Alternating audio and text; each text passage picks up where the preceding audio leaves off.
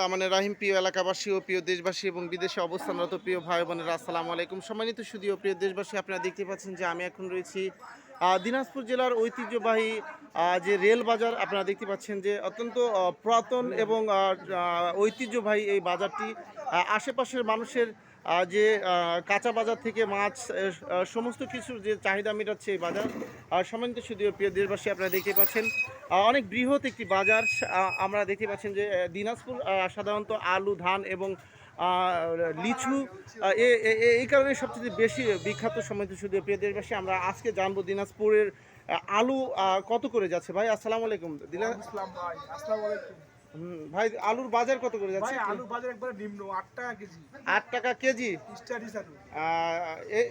এটা কি আলু বলে? স্টারিস আলু বলে ভাই। স্টারিস আলু 8 টাকা কেজি।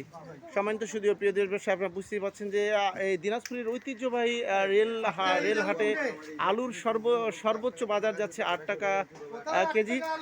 সম্মানিত সুধী ও প্রিয় দেশবাসী, আমরা এ পর্যায়ে আমরা জানবো যে আসসালামু আলাইকুম ভাই, পেঁয়াজের বাজার কত যাচ্ছে? পেঁয়াজ